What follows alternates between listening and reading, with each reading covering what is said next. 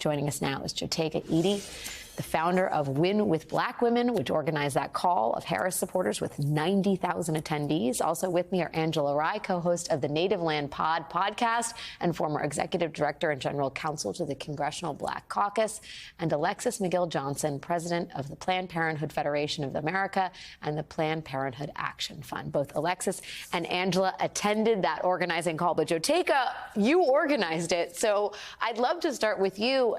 I mean, first of all, who even knew that 90,000 people could do anything all at the same time on the internet without something crashing? But talk to me about how it came together and what it was like to get the number of RSVPs, just the interest that apparently electrified a real part of the American electorate.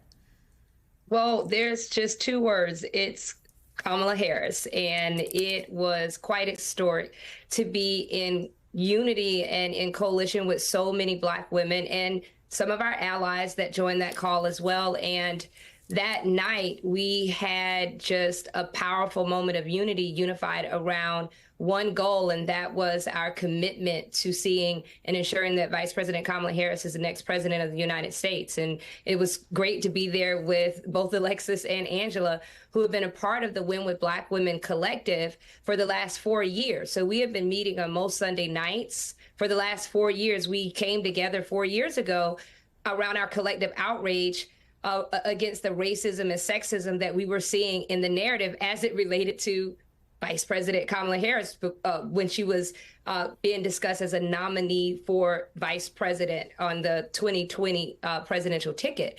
And we kept those meetings going. And on Sunday night, we had a standing call because Black women had been organizing. Beautiful letter that Melanie Campbell penned that where Black women were speaking very boldly about our support of the Biden-Harris ticket. And when we got the news, we knew that our agenda was going to shift a bit.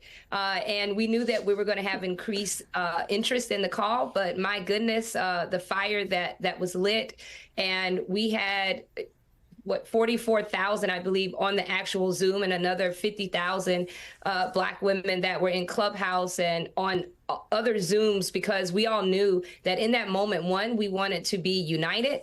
Two, we wanted to be in sisterhood with each other. And three, we knew we had to get to work. And that was what that call was about. It was about celebrating this historic moment, but it was just as much about getting the work. And that's why you saw the $1.5 million raised led by Star Jones. And you saw, 10,000 women sign up to organize. And this is just caught on. And we're seeing Black men, the powerful call that they had last night, and other allies are following suit and organizing calls, because we are all just excited about Vice President Kamala Harris, not only what she represents, but the incredible record that she has had.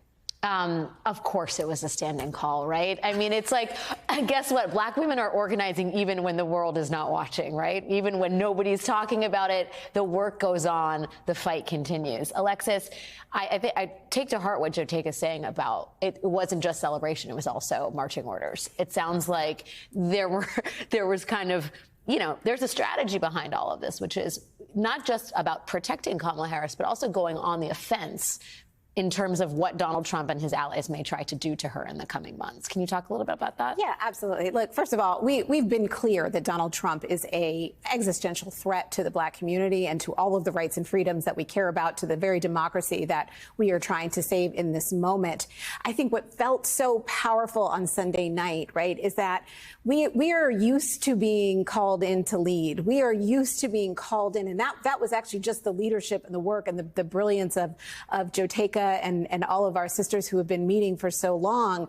But this felt like we were in a moment where we had the power to dream, right? It's different. It hits different when you actually see that. And I think that inspiration and that moment when 44,000 Black women are on a call and we are taking those marching orders, and we were talking about knowing in this moment, the amount of sexism and racism and violence that can be coming at our leaders, at many leaders who are going to be on that call, and how we have to take the helm and ensure that she knows that our hands are on her back, supporting her, holding, so she can do what she needs to do out there. And so taking that work and continuing on was the most incredible moment. Angela, can you talk a little bit about, sort of how you came away from that call and where you think the greatest amount of work needs to be done as it concerns Vice President Harris, the de facto nominee?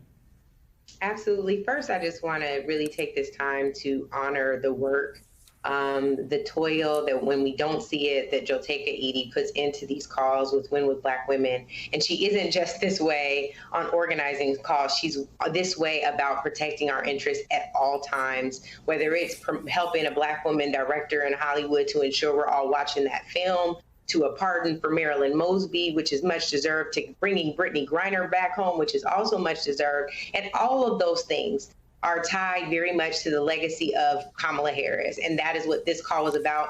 I was on the call and got off because I was at the Roots concert with my family in Seattle.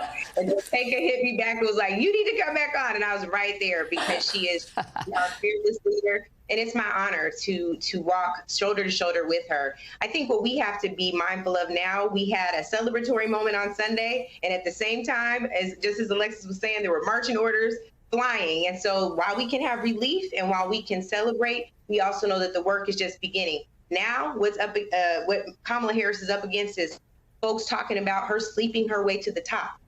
Now what she's up against is folks lying about her border record, calling her a border czar. Now what she's up against are folks questioning her ethnicity, questioning her fidelity to Black culture, to the people. This is a woman who pledged AKA at Howard University. It's ridiculous. And so we know already, we are Black women who've been passed over for promotions at our jobs. We are Black women who have been underpaid and overworked. We know that we are under attack from the womb to the tomb. And to that end, there is no better fighter in this particular moment than Kamala Harris. It was a divine appointment on Sunday. It will be a divine appointment through the 100+ days until the election. We've got our work cut out for us. I don't even endorse candidates. This ain't even about that. To me, this is about doing the right thing to protect the democracy that this country has said it stands on and believes in. And there is no better champion for that than Kamala Harris. There's nobody better to prosecute the case against Donald Trump than Kamala Harris. We all know that. We're all very clear. And so with divine timing and some good marching orders from Joteca, we're ready to go. It's such a point well taken about the bigness of this moment, Alexis, and the fact that the anti-fascist coalition, the pro-democracy coalition, is big in this country, right? And you see that in the last 48 hours. I do wonder whether you think this moment upends the traditional political playbook, right? I mean, because we're talking a lot about what states are must win, right? And Ron Brownstein at The Atlantic brings the sort of shadow of Obama to this moment and suggests that some people think the gains that Kamala Harris could generate over Biden among the key elements of the old Obama coalition, so that's young people, minorities, college-educated whites, could exceed any erosion she might experience with working class and older white voters. Nominating a Black woman would challenge the belief that politicians have to appease older white voters in order to be successful. Is that true now? Does it have to be true? Or can the country evolve? I think we are in a moment of a new realignment, right? And it's a coalition that she will capture, because we also think about what are the conditions that have gotten us to this moment right now, right? We have gone through and lost a historic election with with a first female nominee. We've also been through Me Too. We've also lost Dobbs. We've also been in a moment where we actually understand what fascism feels like, right? It is happening every day on the ground in communities when our rights are being stripped away from us and people are traveling hundreds of miles just to get access to basic health care. And she has been a voice of helping us articulate that, our best messenger, in fact, helping us articulate the real stakes on the ground in community. And she will be doing that with her economic message. She will be doing that and helping us understand the global trends and fear around what fascism looks like abroad. And so I actually think that we have the ability now to really create a new alignment. This is always going to be a turnout election. And she just energized the base in a way that no other candidate had, right? And so I think that's the excitement, right? That's the joy. You know, a coach once told me when they wanted to understand what team was going to win, the first thing they do is they look at who has their shoulders back. Yeah. who has their shoulders back? So true. Because they're the believers. And I think because we are sitting taller in this moment and capturing that and building the infrastructure, it is that belief, but that infrastructure that Choteka put in place 4 years ago, the infrastructure that we rely on every day at Planned Parenthood Action Fund and political organizations, and the commentary that Angela and others and you do to help us make meaning of this moment. That's actually what's going to capture the momentum and actually move us forward. Choteka, you mentioned Black men in terms of their engagement on this issue, and there's been some elite narrative, some data about Trump making inroads among communities of color, and specifically with young Black men. How much do you think, from anecdotally, given the short time frame we're talking about here, do you think this changes that calculation, especially among men of color? I think it absolutely. I think we look at last night, there were, I believe, 20,000 on Zoom. They reached capacity very quickly. And I believe overall, it was probably more than 40,000 Black men that were organizing for Vice President Kamala Harris last night. They raised over $1 million. Black men are talking. What we know is that Donald Trump, he's always been about, the paper tigers, right? And what we're seeing is just, I believe, just not very much the real story. I think where we're going to win this election, we're going to win it door to door in communities across the country. And that's where Black men are talking to each other. They're organizing. And I believe that we're going to see more momentum from Black men organizing for Kamala Harris and working in solidarity with Black women and other allies to make sure that, as Angela outlined, that over the next 100 days, we're going to get to work, because we are all ready to see Vice President Kamala Harris become the next president of this country.